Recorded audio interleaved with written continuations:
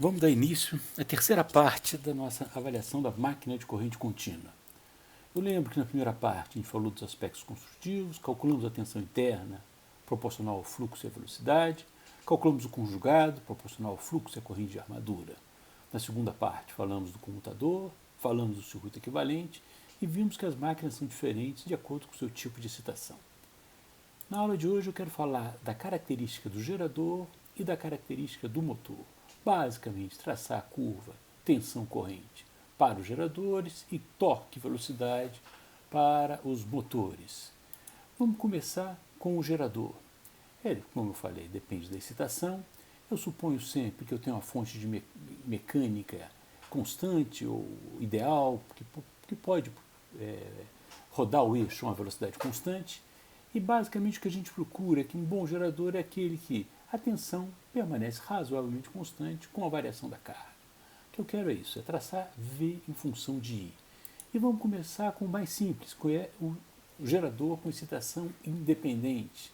Eu lembro o diagrama dele, eu tenho uma tensão, o fluxo é produzido por essa tensão, por essa corrente, essa força magnetomotriz.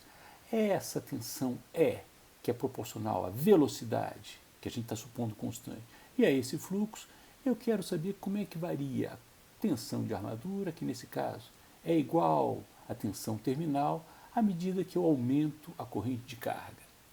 Inicialmente, o primeiro ponto para a gente determinar é quando IA igual a zero, ou seja, quando esteja em aberto, sem carga. A gente viu isso também na aula passada. Basicamente, ele é dado pela minha curva de magnetização. Então, quais são as equações? VF igual a RF, independente. VA é igual a tensão, que é função do fluxo, menos a resistência da armadura. E a corrente é igual a corrente de carga, que é função de uma resistência de carga. É invasivo, então, como eu falei, o primeiro ponto da nossa curva. Digamos que eu bote minha máquina para rodar a uma velocidade de 100 mil RPM, e aí eu defino que a minha corrente de campo nominal seja uma corrente de 1 ampere, que produza uma tensão E interna de 100 volts.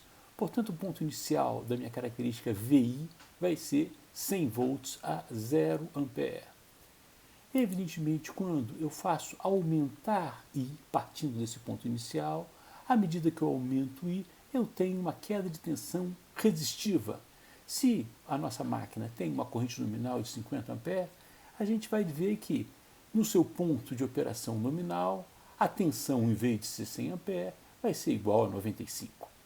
Mas mais importante do que isso é verificar como é que é o que a gente chama de reação da armadura. Basicamente, a gente viu que quando a gente produz ou faz circular uma corrente IF no campo, ela produz uma força magnetomotriz nessa direção, na direção da força magnetomotriz do campo, que induz uma tensão que, quando está em carga, induz essa corrente. Acontece que quando a corrente começa a circular na armadura, ela também produz a sua força magnetomotriz. Uma força magnetomotriz que está ortogonal à força magnetomotriz do campo e produz uma força magnetomotriz resultante que tem dois efeitos. Uma, ela fica distorcida, e segunda, ela produz uma saturação aqui em cima e uma sobra aqui embaixo, produz de fato uma redução do fluxo. Se há uma redução do fluxo, há uma queda na tensão interna. Se há uma queda da tensão interna, a tensão terminal também cai. Em geral, para representar essa figura, a gente abre o entreferro. A gente bota o polo sul, polo norte, abre o rotor e vê uma figura mais ou menos com essa cara, onde o rotor está linearizado, os polos do estator estão aqui, eu traço a minha força magnetomotriz do campo, o meu fluxo do campo, a força magnetomotriz da armadura é aproximadamente uma onda triangular, o fluxo da armadura é um pouco diferente, tendo em vista que eu tenho uma relutância diferente, e a soma das duas, que vai ser o meu fluxo resultante, que, como eu disse, tem uma redução líquida. Portanto, se cai o fluxo, cai a tensão. Se alguém quiser ver essa figura um pouco mais bonitinha, veja a figura 431 do nosso livro-texto, do livro do 100. O efeito, então, da reação da armadura vai ser que, Para a nossa condição nominal, eu tenho uma queda na tensão interna, portanto, além da queda resistiva, que em geral leva em consideração a resistência da armadura e a escova, eu tenho uma queda de fluxo que vai me dar mais uma queda de tensão nos terminais da minha máquina. É interessante notar que, em geral, como a reação da armadura é uma redução de fluxo, a gente representa a reação da armadura através de uma redução da corrente de campo. O que eu quero dizer com isso? Evidentemente que a corrente de campo é a relação entre VI e VIR, e, portanto, naquele nosso exemplo, eu tenho que, para uma tensão de 100, numa resistência de 100, eu tenho uma corrente de 1 ampere, mas a gente diz que a corrente efetiva de campo, ou seja, uma corrente, para a gente olhar na curva de magnetização, seja, por exemplo, como nesse exemplo aqui, 10% inferior do que a corrente real do campo. A gente vai ver isso com mais calma quando a gente tratar dos exemplos com reação de armadura. Bom, o segundo exemplo que eu quero mostrar é o gerador em paralelo. Interessante o gerador em paralelo, porque a gente chama o gerador em paralelo o gerador autoexcitado. A tensão gerada é a mesma tensão que alimenta o campo. Portanto, só pode funcionar se a gente acionar, evidentemente, mecanicamente, o meu rotor e eu tiver um fluxo residual na minha máquina. Esse fluxo residual gera uma tensão residual, essa tensão residual gera uma pequena corrente que aumenta o fluxo, aumentando o fluxo aumenta a E e assim por diante. Portanto, a corrente aqui no meu enrolamento de campo depende dessa tensão que depende da corrente de campo. A gente consegue ver esse efeito traçando as duas características, a curva de magnetização e a relação V igual a RI no meu enrolamento de campo, como está mostrado nessa figura. E o ponto de equilíbrio, o ponto aonde a máquina vai funcionar, é quando a minha corrente de campo encaixa com a curva de magnetização. Olha só, o fluxo residual produz uma pequena corrente, que aumenta a tensão, que produz uma corrente, que aumenta a tensão, assim por diante, até essas duas curvas convergirem. Perceba que se a resistência do campo for menor, eu vou caminhar nessa direção, se for maior, eu caminho nessa direção. Tem um determinado momento que eu não consigo que a tensão cresça, eu não consigo ter escorvamento. Essa resistência é chamada de resistência crítica. No nosso exemplo, a resistência crítica é de 150 ohms. Finalmente, vamos falar do gerador composto.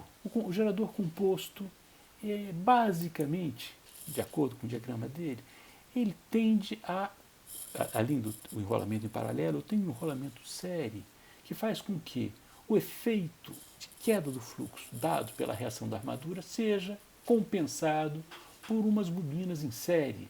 Ou seja, quando aumento o I, a queda em E devido à queda no fluxo seja compensado por essa força magnetomotriz. Eu consigo, então, traçar a minha característica VI para minha máquina composta de diversas maneiras. A mais normal é a que a gente chama de composta plana. A gente calcula o número de bobinas do meu enrolamento série, de forma que na corrente nominal eu tenho exatamente a minha tensão nominal. Mas eu posso botar mais bobinas ou menos bobinas, posso ainda fazer uma máquina com essa característica se eu botar com que o aumento da corrente de carga diminua ainda mais o meu fluxo. Finalmente, vamos tratar da máquina série. A máquina série ela tem uma característica completamente diferente, tendo em vista que a corrente de carga é igual à corrente de armadura, que é igual à corrente de campo. Portanto, característica E em função de I, basicamente será uma característica de uma curva de magnetização. Então, o comportamento de um gerador série ele aumenta a tensão até uma corrente nominal. A partir dessa corrente nominal, os efeitos de saturação, reação da armadura, queda resistiva fazem com que a corrente caia de novo. Então, não é um bom gerador, o gerador série. Falar um pouquinho sobre a operação dos motores. Vamos considerar inicialmente, então, que eu aplico uma tensão constante. Eu quero calcular qual é a característica conjugada de velocidade. Sempre lembrando que, em regime permanente, eu tenho que o torque elétrico é igual ao torque mecânico, portanto, que ele está operando a uma velocidade constante. Como é que a gente faz para determinar? Vamos lá, vamos supor um motor com excitação paralela, um motor com excitação shunt. Esse aqui é o diagrama, a gente inverte, evidentemente, a direção positiva da corrente, a tensão aplicada, a tensão terminal é igual à tensão de campo, e o torque será proporcional ao fluxo e a esta corrente IA.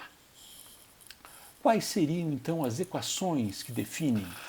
Bom, o torque proporcional ao fluxo IA, a corrente A, dado pela relação entre V menos E sobre RA, a tensão E proporcional ao fluxo e à velocidade. Se eu junto essas equações, a gente obtém uma equação final, onde eu tenho uma relação linear entre o torque e a velocidade. Uma relação linear com uma declividade negativa, que a gente pode mostrar nessa figura. É uma declividade, assim, em geral, ela é bem grande, essa declividade, ou seja, faz com que as variações de velocidade sejam bem pequenas para a variação do torque. Agora, essa característica de declividade negativa, ela é muito interessante. Veja assim, imagine que eu tenho um determinado ponto de operação onde o conjugado mecânico equilibrou com o conjugado elétrico nesta velocidade. Se eu aumento o conjugado mecânico, a máquina freia, reduz um pouco sua velocidade, redução da velocidade provoca um aumento de IA e o aumento de IA provoca um aumento no conjugado. Ou seja, a máquina tem um comportamento estável. Essa estabilidade faz com que ela seja muito útil. Eu posso deixar ela opera mais ou menos a velocidade constante e variando a carga, ela se adapta a essa nova velocidade. Para terminar, vamos falar sobre o motor sério, como no gerador ele tem uma característica muito particular e muito diferente. Eu vou traçar as equações, supondo linear, só para dizer que, como IA igual a IF igual a I, o conjugado é proporcional ao quadrado da corrente de carga e, substituindo as equações, a gente vê que o conjugado é inversamente proporcional ao quadrado da velocidade, o que dá uma característica com essa cara, que continua sendo estável, ou seja, um aumento no conjugado mecânico provoca uma redução da velocidade, um aumento do conjugado elétrico. E uma outra característica importante é que essa máquina séria não pode funcionar sem carga, porque eu posso chegar a velocidades muito grandes. Era isso que eu queria falar na terceira parte, e obrigado pela atenção. Até a próxima.